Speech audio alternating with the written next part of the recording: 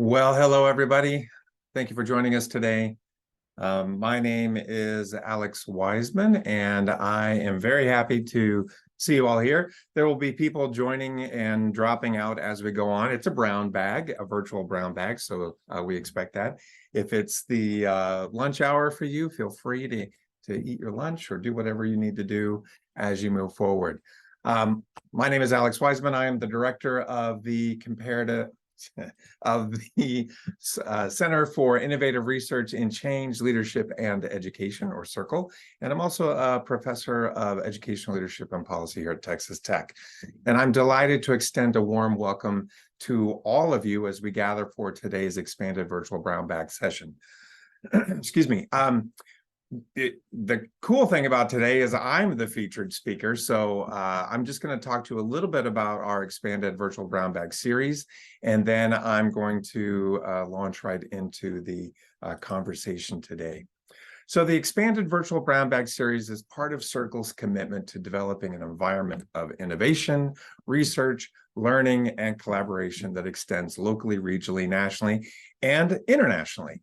And I'll begin by asking you to please check out and share our website with your colleagues and friends and students. If you Google TTU Expanded, our website should be one of the first items in the result list. And you can register for as many of our upcoming virtual brown bags as you wish. We want to see you there. We don't have any more brown bags after today in 2023, but we'll be starting again in January with a new set of brown bags for the spring 2024 semester, and then we'll go from there. And if you're interested in being a speaker for any of these, we'd be delighted to have you. Let us know if you're interested. I'm really very proud that we have been able to gather a remarkable ensemble of researchers who are speaking as part of the expanded brown bag series. They come from as close as right here at Texas Tech University, where I'm sitting right now, and from highly esteemed institutions across the country and internationally. Our speakers' dedication to the pursuit of knowledge in the realms of educational practice, leadership, and policy, I think is really inspiring, and we're thrilled that all of our speakers have been willing to share their insights with us. So check out who else is speaking in the coming months. Register to attend all of them. You can also look at the past 2 years of recorded sessions. This session today is being recorded and will be available on our website probably by tomorrow sometime. But you can also look at our speakers from the past 2 years through our same website. You'll see the link there. We've had folks who are doing comparative and international work speak as part of the series in the past. So if that's your specialization, then we're very excited that you'll check them out. And I really want you to know that Expanded is about empowering all of us to make informed choices, to drive positive change, to inspire educational leaders of today and tomorrow based on the latest and most relevant data and research. But it's not just about information, it's also about engagement. So I invite you, as we go through our session today, please participate actively, ask questions, challenge assumptions, collaborate in the pursuit of knowledge. You can do that in many different ways, but we think that your perspectives, experiences, and ideas are truly invaluable, and they enrich our collective understanding. So if you want, while I'm giving my presentation, please feel free to put questions or comments in the chat. You should be able to do that through Zoom. And then afterwards, I will probably stop about 20 minutes before the end of this hour so that we can have a conversation. You're welcome to ask your questions verbally. You can unmute and ask questions that way, or you can continue to use the chat, and we'll make sure that we're addressing all of the questions and comments in the Q&A time, and as we move forward, if you have questions in the moment. So without further ado, let me just briefly say again, my name is Alex Wiseman. I actually am the speaker today, so I'm excited about having a chance to talk to you about the responsibilities of comparative education. I'm going to, let's see if I can figure out how to share my screen. I have the privilege of being the editor of the annual review of comparative and international education, and have been since its inception 10 plus years ago. We are just publishing right now our 10th anniversary issue of the Comparative and International, the Annual Review of Comparative and International Education. So please check that out. It's published by Emerald Publishing. We have had such a big interest in the annual review over the past few years that we've actually done double volume issues of the annual review. This past year was the most exciting, though, because it was our decade celebration. And we'll have a good one coming up next year. I also wanted to, and since I have you as a captive audience, at least for a second here, I wanted to make sure that you all knew that there is a new handbook that's coming out on international higher ed that I am co-editing with my colleague here at Texas Tech, John McNaughton. We will be accepting proposals for the handbook on international higher ed until the 1st of March next year. So please reach out to us if you have questions or comments or anything like that, and we'll move forward from there. The work that I'm going to talk about today, or the really conceptual work that I'm going to talk about today, is well, I'll just be honest, it's a piece that's sort of in development because my team and I are also in the process of finalizing the handbook on comparative education, which will be published by Elgar Publishing next year. And one of the things that we really wanted to make sure that we were focusing on was this idea of responsibility. What is the responsibility of comparative education? What does that look like? How can we be meaningful and use integrity when we're doing comparative education research? So, and understanding where our responsibilities lie as researchers is very important. One of the things that we always want to consider is, why do we care about this topic? Like, why is it so important? Well, there are a couple of reasons. One of the main reasons, I think, is because of the rising importance of schooling, of school in general. The number of students who are enrolled in schools, formal schools around the world, has risen rapidly in the past 200 years. This data even here is a little bit old, but you can see that it's steadily risen. There was a huge dramatic increase in the mid to late 20th century. We've had obviously some changes in enrollment as a result of the COVID pandemic, but in general, the world is largely a schooled place, which is really interesting. Now, in comparative education research, we tend to focus a lot on the gaps. So I think probably most of us have seen something about how many students in particular regions or from particular representing particular groups are out of school or are missing from school, and those continue to remain serious problems. And in fact, if you look at the MDGs and the SDGs, you'll see that that's a continuing issue of importance for national education systems worldwide. But overall, education is really influential on the ideological development of individuals, on the political affiliation of individuals, on the communal development of the economy and of politics and of technology. So we have a lot of reasons why thinking about the responsibilities of comparative education could be important. See if I can change the slide. There we go. But I also would say, as someone who has spent a lot of time as the editor of the annual review, with my team working through sort of what are we doing as a field of comparative education and comparative and international education in particular, and where are sort of the problems and gaps. So there are a couple of ways that you could think about this. One is there's sort of a good, bad, and ugly side to comparative education research. I mean, the good side, we could argue, is that often the research can inform practice and make sure that teachers and systems are providing the resources, tools, and instruction that are necessary for their students and their communities to thrive. And there are lots of different ways that that can happen. But there's also a bad side and an ugly side to comparative education research.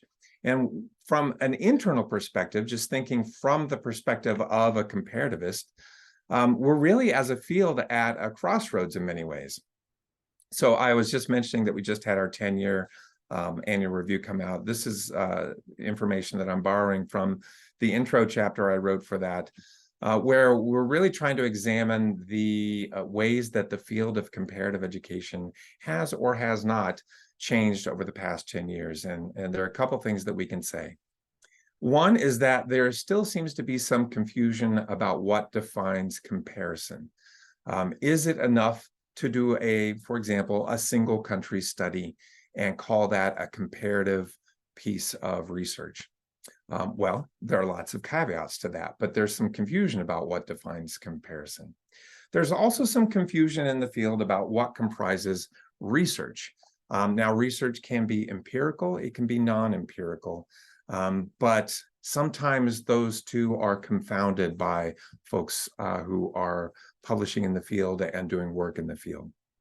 And then finally, there is a rising confusion about what the responsibilities are, especially when we have sort of this difference between thinking about what are the individual outcomes of education versus what are the communal or systemic outcomes of education, and what are the individual compared to the system level educational institutions. What do those look like? What are the needs and outcomes of those?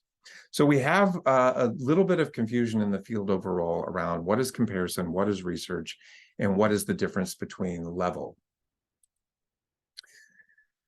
A couple of years ago, the team that I worked with on the annual review, which I will name because they deserve to be named, and they worked very hard to collect all the data that's being used here. So Dr. Petrina Davidson, Dr. Maureen Park, Dr. Nino Dotsanidze, and Ms. Obioma Okagbue worked very hard as part of our annual review editorial team to collect data about publications and articles in particular that were being published in comparative and international education articles. I put the citation at the bottom if you want to take a look at what our methods were and which journals we were looking at. But we did a couple of things that I think is important for us to consider as we prepare to talk more about responsibilities.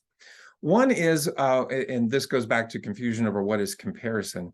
We looked at the sort of biggest unit of analysis that was used in each of the articles that were being published since 2014 through 2020 for this table anyway, and whether they were focusing on one country, two country, three more countries, whether they were looking at a region or whether it was a topic-oriented piece of work. And what we found was that over time, the one country study seemed to dominate most of the comparative education research. So we're just going to look at the United States, or we're just going to look at Canada, or we're just going to look at Indonesia, or we're just going to look at the education system in Mexico or Spain, or name a country. Those seem to be consistently the most published types of comparative research.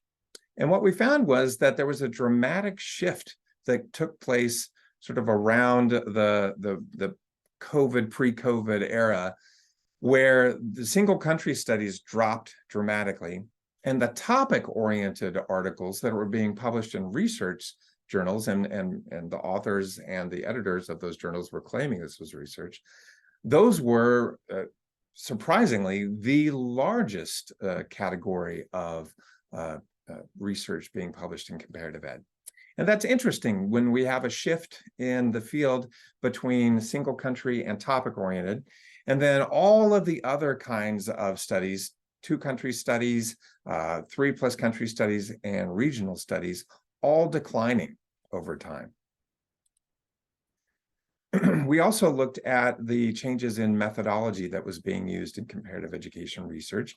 And this is, I think, relevant to the discussion of what is the responsibility of comparative education, because when we're thinking about the research that's put out by comparativists, their methods make a big difference in terms of what we're looking at, how we're looking at it.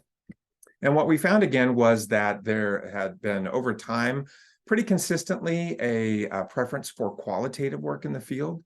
Quantitative sort of rose and fall, but it was always a little less in terms of the overall percentage than the qualitative research that was being published. But again, we found that in the pre-COVID era, or right into the beginning of COVID, that non-empirical articles, non-empirical work soared. And this aligned very well with our look at the focus on unit and the change and shift to topic-oriented. Now, why do we care about what the methods are or what the unit of analysis is in comparative education? And what does that have to do with responsibility?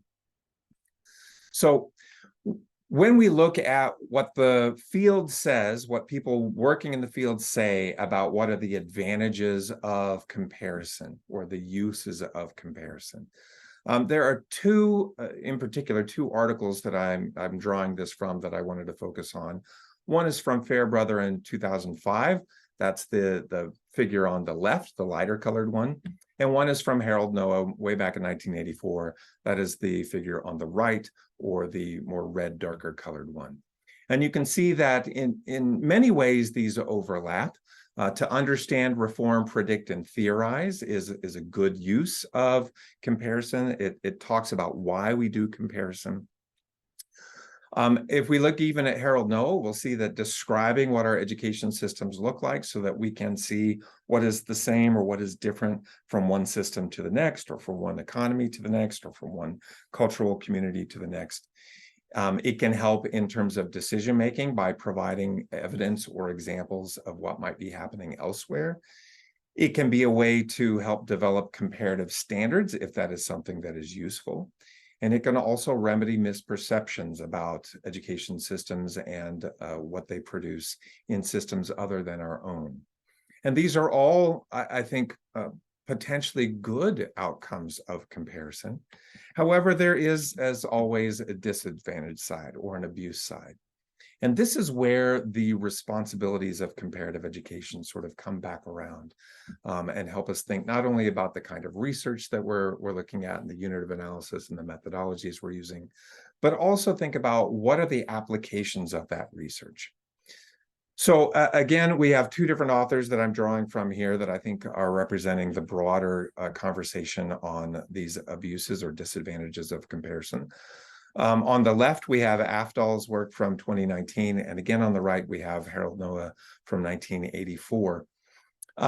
Afdal's point about, and this is one that you'll see over and over again, that a lot of research has been decontextualized.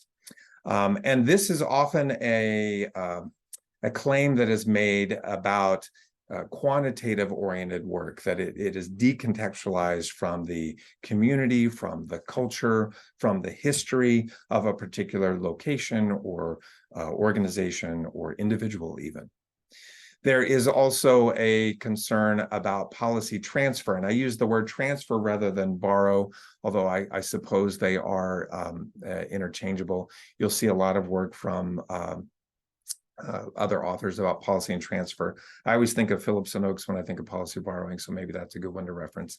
But the idea that policies are often transferred from one educational system to another as a result of comparative research, when there really is no reason or foundation for that transfer, meaning that they'll take maybe a struggling system will take ideas from a very successful education system, and they'll just adopt those policies wholesale and lay them on top of what they're doing. And it leads often to confusion, and a waste of resources, and often not a very good outcome. There also is some concern about standardization, which I think is interesting, given that one of Harold Noah's arguments back in the 80s was that comparison could help us develop comparative standards. But by standardization, I think it gets at what Harold Noah also talked about, which is the overgeneralization. So this is in many ways very similar to the decontextualization argument that is often levied against comparative education research. And then there's a very big and important point about historical perspectives being ignored in comparative work. For example, me as an American male, if I'm doing work that's looking at the education system in South Africa, what do I know about that? How can I be doing that kind of work in a way that appropriately incorporates historical perspectives, cultural understanding, things like that. These are really big questions that we have when we think about what is comparison and what are the responsibilities. And often, along with the policy transfer, we get this appropriation and propagation of models or of systems that may not be appropriate for a particular community. We also end up often with a leaning towards solutionism, meaning that we're just trying to find an answer, usually to an outcomes problem that usually relates to something around student achievement, and then the misinterpretation that can go with all of these. So we have some advantages, but we also have some pretty serious disadvantages of comparative education and comparative education research that we have to consider when we're thinking about the responsibilities. Now, I'm gonna just be very honest with you and let you know that in my perspective anyway, I think education is a good thing. I think comparative education is a good thing. So this is not going to turn into a talk where I'm talking about all the disadvantages and what's bad about comparative ed. But I do want to recognize that there are a lot of things that we have to be aware of, because that's why we talk about some of the responsibilities. But instead, I'd like to make the point that I think very strongly, and I think the evidence suggests this, that comparative education researchers play an important role in understanding, analyzing, and improving educational practice and education systems globally by drawing on insights from diverse cultural and national contexts. Now, it doesn't mean that everything that every comparative education researcher does is going to be wonderful and beautiful, but it does mean that, at least from the perspective I'm taking here, I think there's a way forward for us. And so what I'm going to do is I'm going to talk about a little bit about continue to talk a little bit about some of the confusions around comparative education. And then I'd like to shift and think about what the research is showing us around where the responsibilities should be focused or where they lie. One of the things that I find over and over again when I think about, or when I talk to people, or when I read the research on comparative education that has a responsibilities component to it, or when we discuss who is responsible to whom or to what from a comparative education perspective. And so I'm thinking, as a comparative education researcher myself, I'm thinking about who am I responsible to, what am I responsible for when I do the research that I do, and when I publish it and put it out there for either use by practitioners or in the academic community. Now, Elfert, in just an article published just this year, pointed out that at the individual level, education should contribute to the fulfillment of individual potential and empowerment, and therefore to the betterment of human lives. Now, that is a broad statement. We could make it more specific and talk about social and economic mobility. We could talk about it from a human rights standpoint. There are lots of other ways that we could make that more specific. But I think that's clear that when Elfert's talking about the fulfillment of individual potential and empowerment to better their lives, there's a lot of room for, how do we avoid things that might lead to the negative consequences of education in different systems or contexts. And one of the critiques that is levied against comparative education research is that it often generalizes out the individual relevance or importance or needs that you'll see in particular communities or situations or even schools and classrooms. At the system level, I think it's pretty safe to go with the UN's Declaration of Human Rights from 1948, Article 26, that mentions that everyone has the right to education, that education should be free, that it should be generally available, equally accessible, and that it is directed to the full development of the human personality, et cetera, et cetera. What I think is interesting about these is that even though there is some difference about what responsibilities comparativists of education might have when people talk about individual and system level responsibilities, if you look at the way that our comparative community really talks about this, there are a remarkable amount of similarities between what is sort of said about the individual level responsibilities and what's said about the system level responsibilities. So it makes it really clear that we have to then revisit our idea about what is the good, the bad, and the ugly in comparative education research, and where do our responsibilities lie related to that.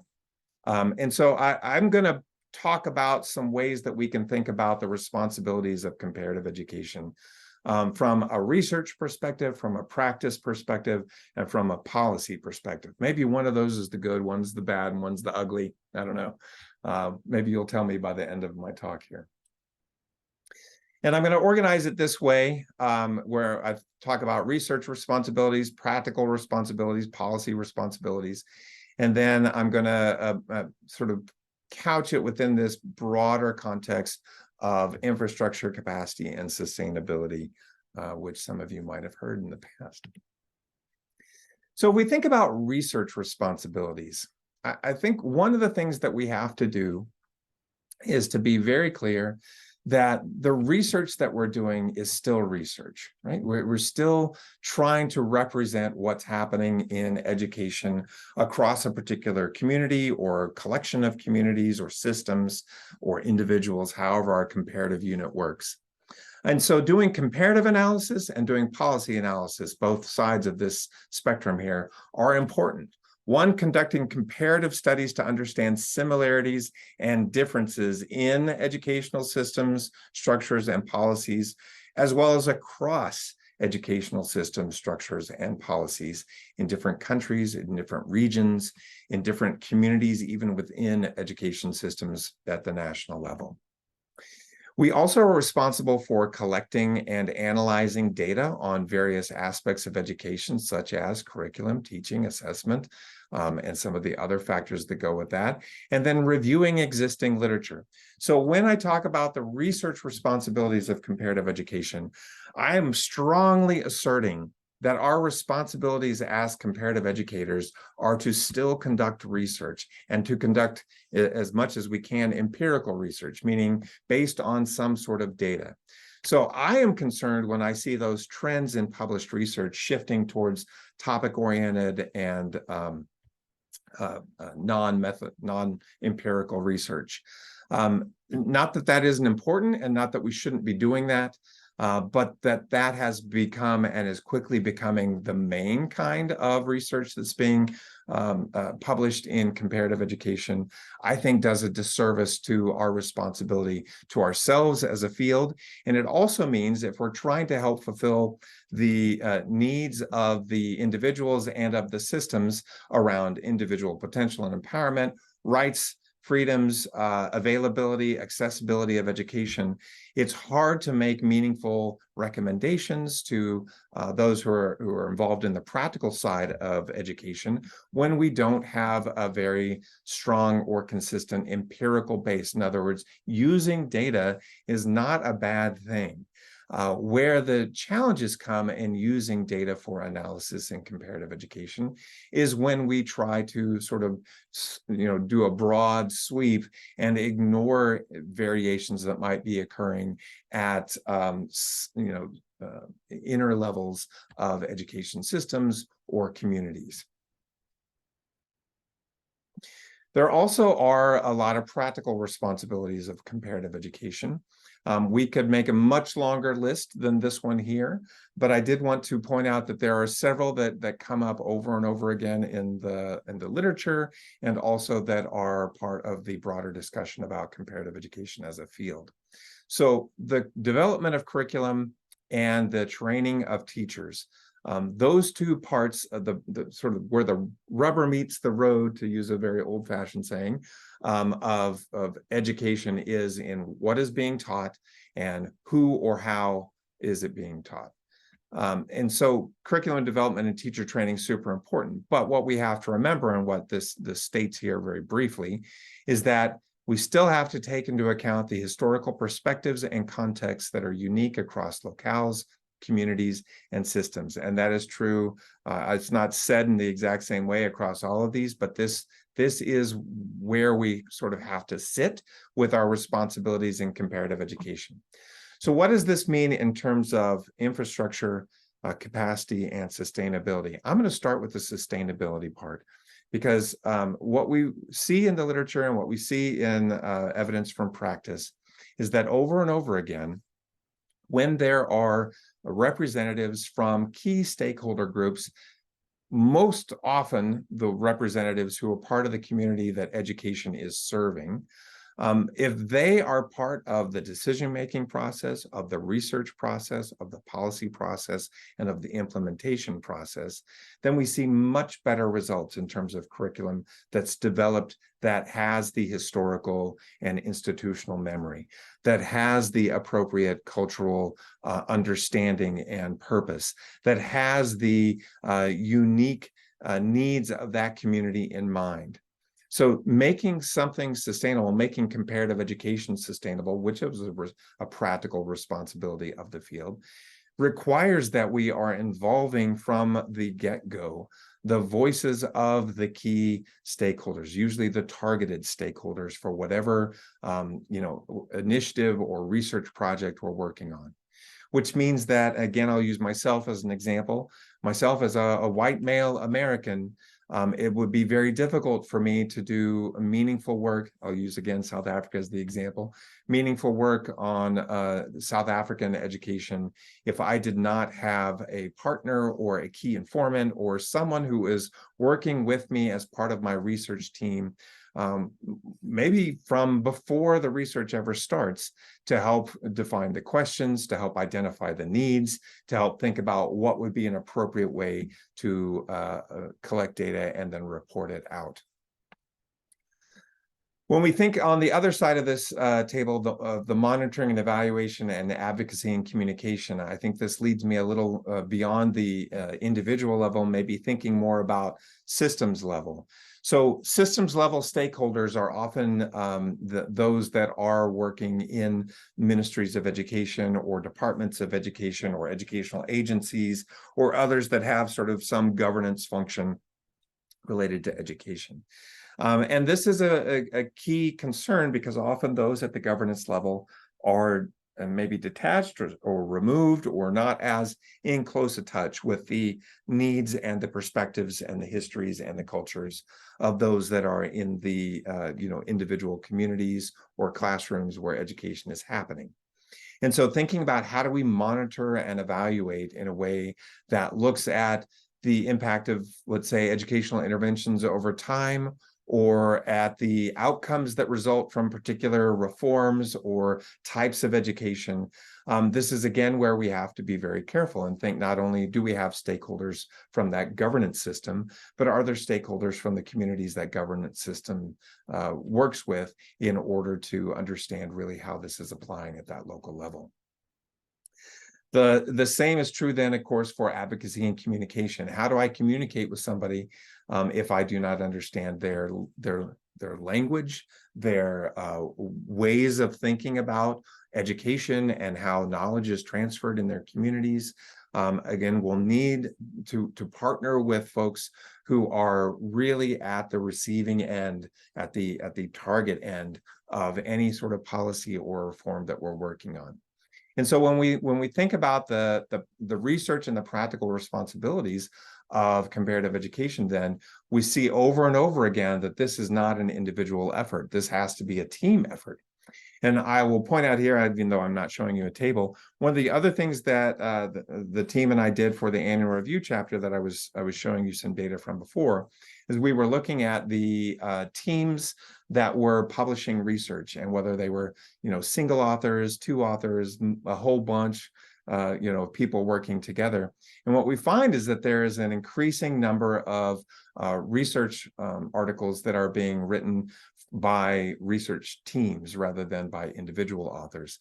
And I would say that if we're talking about incorporating more voices from the targeted stakeholder groups, that's a good thing. We're going to see more of those teams publishing in the field over time.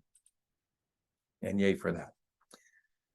And then we want to think about what are some of the policy responsibilities of comparative education. So we've got a bunch, and this is where I think the critiques, the abuses of comparative education can be addressed maybe better than anywhere else. Not because policy, it should sort of sit in policy and never make its way into practice or reflect back on research, but because policy is where a lot of decisions are made about the monitoring and evaluation, about the distribution of resources, about the direction of curriculum and teacher preparation and things like that. So it has a lot of impact on the other two realms. And one is making sure that we are working in a way that develops an understanding of cultural, social, and economic factors influencing education in different regions. This could include, personal study, as well as, again, thinking about how do we expand our teams of comparative education researchers so that we are working with people who are representatives of the communities that we're working in, or we're working with, or we're doing research about. We also want to keep abreast of global trends and innovations in context. So this is the hard one, I think, for a lot of people when they're trying to balance the individual and the system level, or they're thinking about the problem of decontextualization and overgeneralization or overstandardization of education. So global trends and innovations absolutely can occur. And many of them can be informative to other communities. Maybe it's a technology that's new. Maybe it's an approach to reading instruction that's new. Who knows? I mean, there are a whole bunch of ways that we could go with this. But understanding and keeping abreast of those global trends and innovations in the context in which they occur, and then understanding what is unique about that context, and then as researchers being responsible for sharing that back with our policy partners, with other researchers, with our practice-oriented educators, that's where the responsibility lies. We can't just say, well, it worked in Singapore, so it's going to work in Saudi Arabia, because that's not true. But there might be some things that are happening in Singapore that could be useful to investigate in other contexts to see what are the parts that are already being done in a particular locale. Maybe there's already something there. I'll go back to my infrastructure, capacity, and sustainability, and this time talk about infrastructure. So infrastructure can be anything related to resources, related to facilities, related to actual financial, and economic contributions. So infrastructure in general is the stuff that you need in order for education to happen: buildings, resources, materials. If there are existing resources and you can use those existing resources, or you are using those existing resources, that, again, evidence shows repeatedly that that is when the most sustainable education change takes place. Which is interesting, because a lot of education development at the international level, and you guys know all the main development organizations that we might be talking about, one of the things that they often say they're going to do, and that they do is provide new infrastructure or new resources, or an influx of infrastructure and resources. And what we find is that the more that happens, the more likely it is for those innovations or those practices to fail as soon as that influx of infrastructure or resource or money or whatever it might be stops. Maybe it happens for a couple of years and then stops. Maybe it happens for 10 years and then stops. But if it's not something that's renewable or sustainable in the context, whether it's a technology or an approach or an attitude or even an educational curriculum part, we're not going to see it continue to benefit that community. And in fact, we'll see it become a burden more likely after that infrastructure that is not native to the community goes away. International collaboration and educational reform are also policy responsibilities of comparative education. So collaborating with researchers, educators, and policymakers across different contexts is the sustainable part of this that I've been talking about. Educational reform is also something that is very much reliant on infrastructure, capacity, and sustainability. I will briefly talk about the capacity part of this right now. So we know what infrastructure is, and we know that it often is a more responsible way to conduct comparative education research and to suggest educational reform if and when the infrastructure is already existing in a community or can be made long-term renewable. We also know that from a sustainability perspective, having the voices and participation of targeted stakeholders, usually those who are the ones that are being served by or that an educational reform is being targeted at, usually having them as part of the process of developing the research questions, thinking about where the data is coming from, what are the needs of the community, how can this information be used, how can we communicate it back to the community where it's happening. Those are all important parts. Capacity then is knowledge and skills. What do we know and what can we do? So it's very important for those at the governance level, for those at the administrative level, for those at the implementation level, and even those at the receiving level, the students of any education system, to be aware of what they need to know and what they need to be able to do. If you're a student, you're learning that. If you're an educator or an administrator or a governance official, then you also have to understand what do you need to know and what do you need to be able to do. And then there has to be an opportunity that's provided or that's recommended as part of the research that's being conducted on that particular community to recommend what kinds of training or what kinds of additional information it might be necessary to build the capacity, the knowledge and the skills of those working in the field. Okay, I promised that I would stop about 20 minutes before the end. And so I'm going to do that. I have not been very good about watching if the chat has any questions in it, but I will open that up in just a second. I also want to encourage you, if you have questions now, great, let's talk about them. If you think of a question later, please email me at alexander.wiseman@ttu.edu. I'd be more than happy to talk to you about this idea, the way that we're developing this, and to take your suggestions into consideration as well. So any questions, comments, concerns?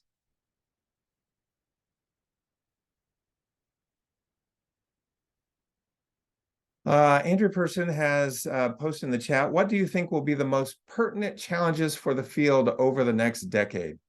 So I think that's an interesting question, Andrew, and it's one actually that we talked about in that chapter that I was just referencing. So 10 years ago, when I started editing, when actually the annual review started, I was one of the inaugural editors.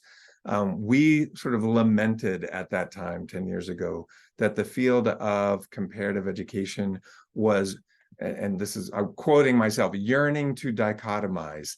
And at that time, we meant that there was this real push to be very clear about the advantages and disadvantages of quantitative and qualitative work. And there was a lot of research that was published, or a lot, maybe I shouldn't say research, there was a lot of work being published, is more opinion-based, that was saying that the field was sort of succumbing to this overwhelming positivism, and that, the rise of PISA and TIMSS and other cross-national comparative assessments like them were taking away the attention and the understanding of what individual systems and communities and even individuals themselves were needed in terms of education, and instead looking at, again, the old argument about standardization and trying to standardize what education was in general. What's interesting, and I hate to sound like a broken record, I don't see a lot of change in that, and so I think that continues to be a challenge for us. The other thing that is a very pertinent challenge for the field, and that I don't really know how to address, is that there's an academic side of the field that does sort of research and things, they publish in the Comparative Ed Review and Compare and in those kinds of journals. And then there is the professional side, and the academics are usually academics, like they're professors like I am. They work at a university, they usually teach classes, they might direct a center, who knows. And the professionals are working for USAID or the World Bank or, Save the Children, or, name any of those either development organizations or NGOs. And they don't really think of themselves often as comparativists. They think of themselves as economists or psychologists, or maybe they're specialists in some sort of, analysis. I think that continues to be a challenge, because it means that there's a real confusion about the identity that we have in the field. And I think that's really relevant to this question of responsibility, because most of the responsibility conversation is happening on the academic side, not as much as happening on the development side. Not saying it isn't happening, but maybe not as much. What do you think? Thanks. I really appreciate that. Yeah. Other questions? Alex, I have a question. So this is related to when you were talking about like a call for more empirical work and data. I'm just curious because I don't have as much experience as you do in this field. Like, are there solutions for getting more empirical data that's like not PISA, not TIMSS, without like a ton of money? Like, I'm just, if we're trying to push like the research along and create those types of innovations, like, do you have sort of ideas on like ways just logistically, whether you're a graduate student, institutional researcher, or you work for one of those organizations, or you're a professor, that we can expand data access, because, there's just a lot of limitations. Like when we were in Germany, right? Like the government doesn't hand out data nearly, make these data sets available. So anyway, I'll stop ranting, but that's my question. No, it's a great question, Jacob. I'm not sure I have the best answer to that. I do think that I have some critiques of both quantitative and qualitative research that's being done in comparative education in particular. The more quantitative work tends to lean large scale. It tends not to be very focused on smaller communities or units, as it might be, say, in a single country system where you have people who are analyzing data for their own district or whatever it might be. And also, a lot of the qualitative work, at least a lot of the published qualitative work, tends to lean not towards, tends to lean very critical. I'll just be super honest with that.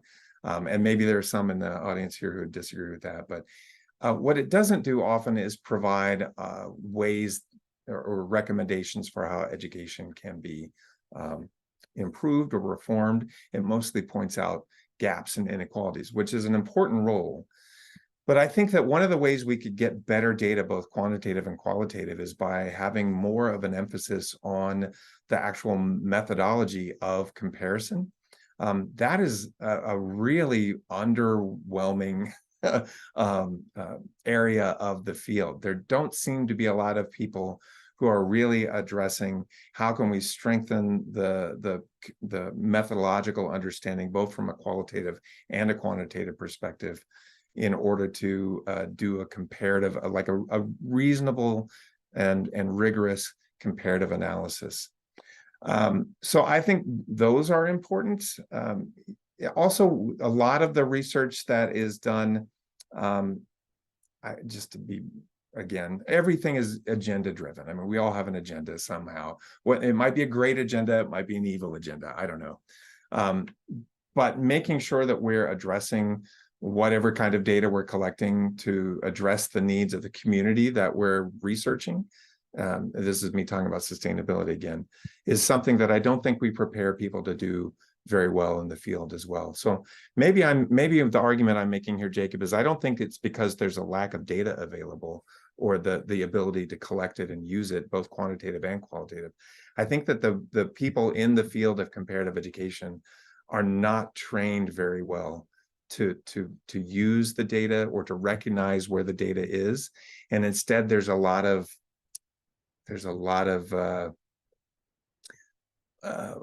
again, I'm trying not to get myself in trouble. There's a lot of ideology that maybe comes out in some comparative ed research. My own probably has it as well.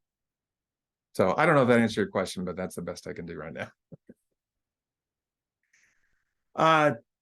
Let's see, we have another comment. I'm a first-year PhD. Folks tell me that comparative ed field is very difficult to find a job, difficult to get funding, especially in USA. I want to know what you think. So if you're looking for a job where the title is something comparative ed in academia in particular, yeah, there are a limited number of spots. There are many programs, but they're usually not very large. Usually what I've always told my comparative leaning advisees is that you want to make comparative education your specialization, but know what the subfield specialization is. So in my personal experience, it's leadership and policy. Those are the two areas that I focused on that were in addition to being a comparativist. And that way you can be a comparativist working in an ed leadership department in somewhere. If you're thinking about jobs that are outside of academia, then I think it's really important that you think about what your methodological skills are. So if you are an economist, you've got a job. Congratulations somewhere. Somebody's going to hire you to do an analysis. It's going to involve some value added measures. You're gonna do well, and it won't be a problem. If you are a comparativist and your specialization is cultural studies, then you want to think about something that would lean that direction. It's probably going to be more nonprofit or NGO oriented, where you're working with individuals or specific communities. Usually, I shouldn't say usually, often it will have some sort of a development component to it. So making sure that you're thinking about what your secondary specialization is will be important. The last part, and this is just general advice, networking is not a bad idea. And that means that you need to get to know who are the people in the field, as well as those who are in the field but adjacent to the field. Again, our colleagues at development banks are not calling themselves comparative education specialists; they're calling themselves economists.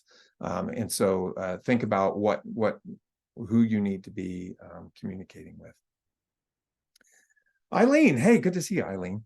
How can action research by educators in the field contribute to the field? Can it, knowing the time limitations of K-12 educators and instructional leaders, how can they contribute?